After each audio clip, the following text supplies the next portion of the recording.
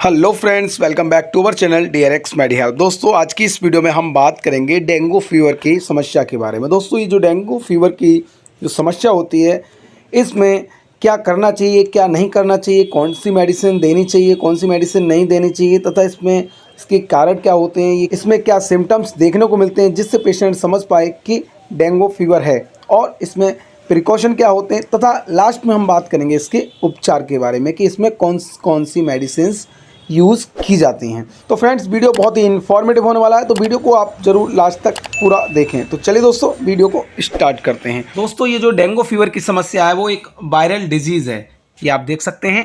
और ये जो वायरल डिजीज़ है, एक मादा एडीज़ मच्छर होता है, उसके काटने से होती है। ये जो मादा मच्छर है, यानी कि जो एडीज़ मच्छर है, ये एक वाहक का काम करता है। यानी कि ये क्या काम करता है कि एक कोई व्यक्ति है जिसको इन्फेक्टेड है डेंगू का, अगर वो मच्छर उस व्यक्ति को काट लेता है, उसके बाद वो मच्छर जाकर दूसरे किसी हेल्दी पर्सन को काट लेता है, तो उसको भी ये डेंगू हो जाता है। तो इस तरह से ये मच्छर एक व्यक्ति से दूसरे व्यक्ति में डेंगू की वायरस को पहुंचाने का काम करता है। इस तरह से ये डेंगू की समस्या फैलती है। तो फ्रेंड्स, समझ गए होंगे आप कि डेंगू कैसे होता है और किसके काटने से होता है। फ्रेंड्स, मैं आपको बता दूं कि ये जो डेंगू फीवर की समस्या है, आप ज़्यादातर मामलों में देखा गया है कि ये 7 से 14 दिन के अंदर लगभग पूरी तरह से ठीक हो जाती है। ये 100 में से लगभग 95% लोगों को ऑटोमेटिक ठीक हो जाती है। सिर्फ उनको नॉर्मल जो मेडिसिन्स होती हैं, जो लाइक पैरासीटामोल्स वगैरह लेनी होती हैं और ठीक हो जाता है, क्योंकि उनके एंटीबॉडीज़ होती हैं जो कि इम्यून सिस्टम उनका सही होता है, तो वो ठीक हो जाता है। लेकिन अगर किसी व्यक्ति को सही समय पर इलाज ना मिले या वो व्यक्ति उस डेंगू फीवर को इग्नोर करता है, तब वो बहुत बड़ी समस्या में पड़ सकता है, और ऐसी कंडीशन में कभी कभी पेशेंट की डेथ भी हो जाती है। तो इसको कभी डेंगू फीवर को इग्नोर नहीं करना चाहिए, हल्के में नहीं लेना चाहिए। चलिए दोस्तों, आगे हम बात करते हैं इसके लक्षणों के बारे में कि अगर डेंगू फीवर अगर किसी व्यक्ति को होता है तो इसमें क्या लक्षण देखने को मिलते हैं। तो आमतौर पर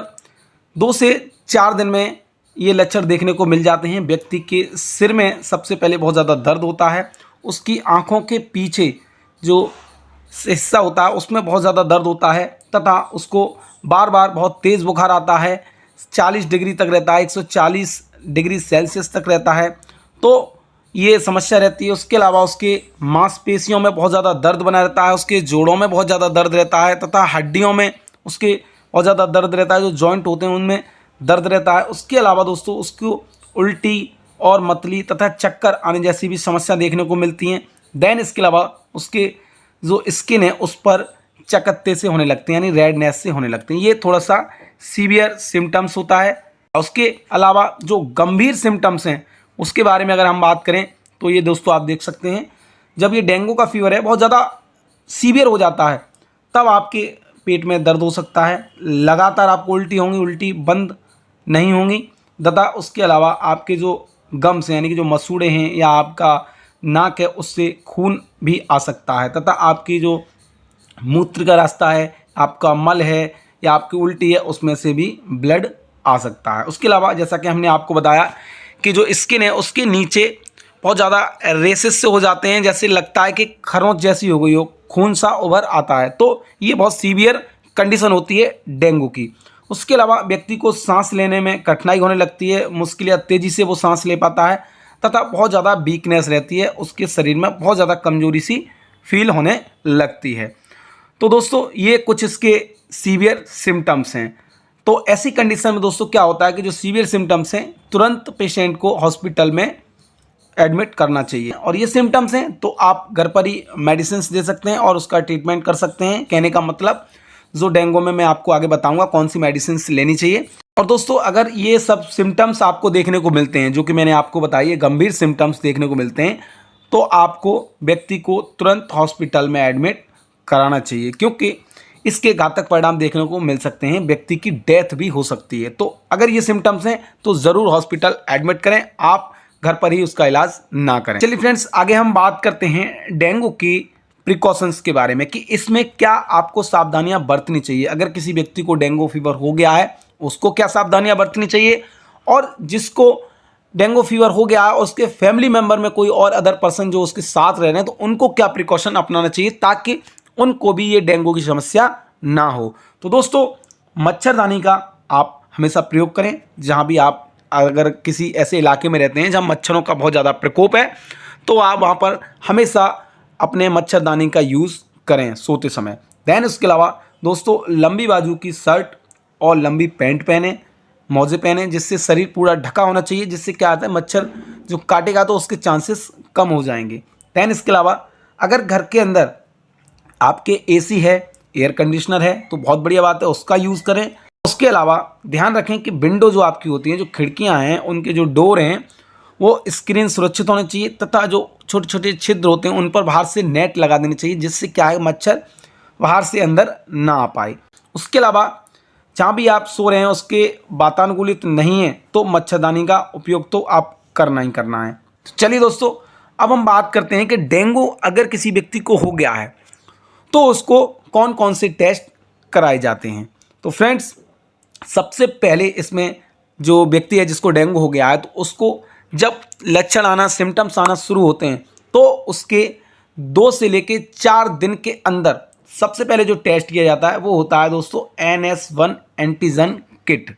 ये आप देख सकते हैं NS1 एंटीजन किट, ये आपको कराना चाहिए। इसमें क्या होता है कि डेंगू की जो पॉजिटिविटी है वो निकल कर आती है कि व्यक्ति को डेंगू है या नहीं है। देन दोस्तों, अगर आप इसका 5 दिन बाद टेस्ट कराते हैं तो उसमें आपको कोई भी रिजल्ट देखने को नहीं मिलेगा, ये हमेशा फिर नेगेटिव आएगी आपको 5 दिन के बाद। फिर उसके बाद आप अगर 5 दिन से पुराना डेंगू हो गया है तो आपको फिर ऐसी कंडीशन में ये टेस्ट कराना है जो कि है IgG antibody and IgM antibodies. तो ये 2 टेस्ट कराना है। सॉरी, इसमें मैंने IgG लिख दिया है दोनों जगह पर, एक IgM होता है, एक IgG होता है। IgM का मतलब होता है कि इसमें अगर आपको पॉजिटिविटी आती है तो आपकी बॉडी के अंदर जो रिसेंट डेंगू के लक्षण बने हैं वो दर्शाता है।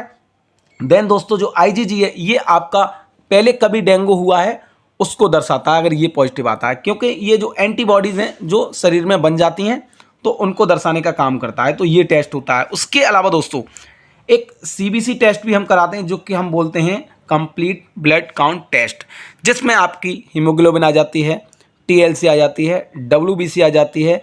उसके अलावा जो व्यक्ति की प्लेटलेट्स होती हैं वो कितनी कम रह गई हैं या कितनी बड़ी हैं, ये सब डायग्नोसिस किया जाता है। तो उसके आधार पर भी ये देखा जाता है। तो CBC, NS1 antigen, IgG and IgM antibodies. उसके अलावा दोस्तों, अगर ज़्यादा रेयर कंडीशन हो जाती है या व्यक्ति का जो डेंगू है बहुत ज़्यादा बढ़ गया है तो ऐसी कंडीशन में लिवर पर सबसे ज़्यादा इफेक्ट पड़ता है, किडनी पर इफेक्ट पड़ता है। तो ऐसी कंडीशन में व्यक्ति को देखा जाता है कि उसकी जो लिवर है वो कितना डैमेज हो चुका है या कितना सही रह गया है, ये देखा जाता है। तो इसमें एक LFT टेस्ट होता है, एक RFT टेस्ट होता है। LFT लिवर फंक्शन टेस्ट होता है जिसमें एल्बुलिन और बिलिरुबिन ये दोनों टेस्ट चेक किए जाते हैं। उसके अलावा जो RFT है ये रिनल फैक्टर टेस्ट होता है, तो ये चेक किया जाता है, जिसमें UTI इन्फेक्शन है या पेशाब में किडनी पर कितना असर पड़ा है, ये सब चीज़ें चेक की जाती हैं। तो ये कुछ कॉमन टेस्ट होते हैं जो कि डेंगू के सिम्टम्स में या लक्षण आने पर किए जाते हैं। फ्रेंड्स, अब हम बात करते हैं कि डेंगू का फीवर अगर किसी व्यक्ति को हो गया है तो ऐसी कंडीशन में उस व्यक्ति को या उस व्यक्ति के साथ क्या नहीं करना चाहिए। फ्रेंड्स, कभी भी भूल कर भी उस व्यक्ति को इंट्रामस्कुलर इंजेक्शन नहीं लगाना चाहिए। अगर उसकी बॉडी में पेन हो रहा है या कुछ भी हो रहा है तो उसको कभी भी IM यानी कि मांस में इंट्रामस्कुलर इंजेक्शन नहीं लगाना चाहिए। नहीं उसको कोई भी एंटीबायोटिक्स देना चाहिए, ना कि स्टेरॉइड देना चाहिए, क्योंकि दोस्तों जैसा कि हमने आपको बताया कि डेंगू एक वायरल डिजीज़ है तो ये बैक्टीरियल इन्फेक्शन की चीज़ों से उसको कोई फ़र्क नहीं पड़ेगा, ना इसका कोई खास रोल होता है। लेकिन हाँ, डॉक्टर किसी किसी कंडीशन में कि डेंगू की वजह से कोई और बैक्टीरियल इन्फेक्शन हो गया है या ना हो, उसकी वजह से कभी कभी एंटीबायोटिक्स देते हैं, लेकिन इनका कोई खास रोल नहीं होता है। सिर्फ डेंगू के अंदर 2 चीज़ कवर की जाती हैं, एक उसका लिवर तथा उसकी दूसरी होती है डिहाइड्रेशन की समस्या।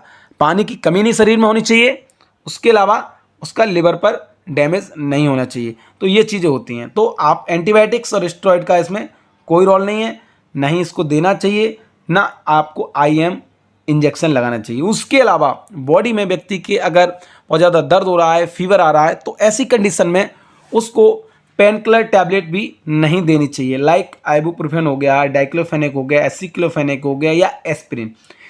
किसी भी पेन किलर को बिल्कुल यूज़ नहीं करना होता है, क्योंकि दोस्तों क्या होता है कि अगर आप इस पेन किलर टैबलेट्स को देंगे तो व्यक्ति के अंदर वैसे ही प्लेटलेट्स डाउन हो जाती हैं। अगर आप इस पेन किलर को देंगे तो पेन किलर क्या करती हैं कि व्यक्ति की जो प्लेटलेट होती हैं वो डाउन कर देती हैं, तो और ज़्यादा सीवियर कंडीशन हो सकती है। तो ऐसे में आपको पेन किलर नहीं देनी है, IV इंजेक्शन नहीं देना है, कोई एंटीबायोटिक्स नहीं देना है, ना ही कोई स्टेरॉइड्स देना है।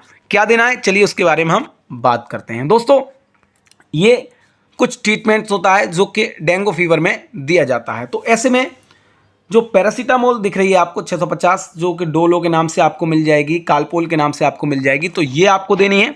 दिन में 3 से 4 बार आप दे सकते हैं। ये तीनों ही प्रॉपर्टी रखती है, इसमें दर्द, बुखार, सूजन तीनों का काम करती है। तो सिर्फ आपको पैरासीटामोल देनी है, उसके अलावा कोई पेन किलर टैबलेट नहीं देनी है।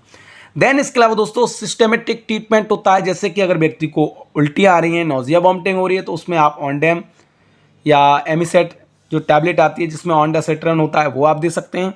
उसके अलावा दोस्तों कैरिका पपाया, जो प्लेटलेट डाउन हो जाती हैं तो कैरिपिल के नाम से एक टैबलेट आती है जो कि आप देख सकते हैं। इसके अलावा अपलेट भी आती है, बहुत सारी आती हैं जिसमें मेन इंग्रेडिएंट होता है कैरिका पपाया, तो ये आप दे सकते हैं। उसके अलावा दोस्तों उस व्यक्ति को लिवर टॉनिक के तौर पर आपको कोई भी लिप 52 हो गया या लिप फिट हो गया या कोई भी लिवर का एक टॉनिक देना है या उसको टैबलेट दे सकते हैं, तो ये व्यक्ति को लेना होता है फ्रेंड्स। उसके अलावा जैसा कि मैंने आपको बताया कि ओरली उसको रिहाइड्रेशन नहीं होना चाहिए, तो ORS पाउडर जो कि इलेक्ट्रॉल पाउडर है ये आपको हमेशा देना है या व्यक्ति को लेना है। उसके अलावा फ्रूट ले सकता है, उसके जूस ले सकता है, कोकोनट वाटर ले सकता है, नारियल का पानी जो कि मार्केट में इजीली उपलब्ध हो जाता है वो आपको पीते रहना है। देन इसके अलावा दोस्तों अगर व्यक्ति को बहुत ज़्यादा सीवियर समस्या हो गई है, उसको गला सूखने लगा है, ओठ सूखने लगे हैं, उसको पेशाब नहीं आ रही है, यूरिन की मतलब कमी हो गई है या पानी की कमी हो गई है यूँ कह सकते हैं, तब ऐसी कंडीशन में दोस्तों रिंगल लैक्टेट यानी कि RL बोतल होती है, ये आप देख सकते हैं, ये पेशेंट को दी जाती है। IV इन्फ्यूजन चढ़ाई जाती है, इसमें कुछ इंजेक्शंस भी डाले जाते हैं जैसे कि पेंटॉप DSR है जो कि गैस्ट्राइटिस की प्रॉब्लम ना हो। उसके अलावा उसको एमिसेट इंजेक्शन होता है जो कि ऑन्डासेट्रॉन हमने आपको बताया, उल्टी वगैरह हो रही है, मतली आ रही है, तो वो भी उसमें डाल दिया जाता है।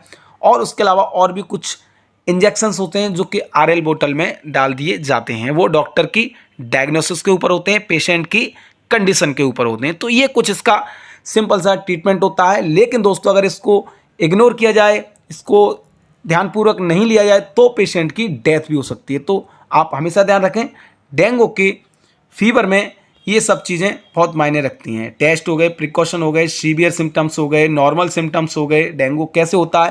दोस्तों ये सभी जानकारी मैंने आपको दी। अगर वीडियो आपको जरा सी भी अच्छी लगी तो वीडियो को लाइक करके चैनल को सब्सक्राइब जरूर करना, क्योंकि मैं इस चैनल पर इस तरह के ही वीडियो लाता रहता हूँ। तो चलिए दोस्तों मिलते हैं एक और ऐसी हेल्पफुल वीडियो में, तब तक के लिए नमस्कार।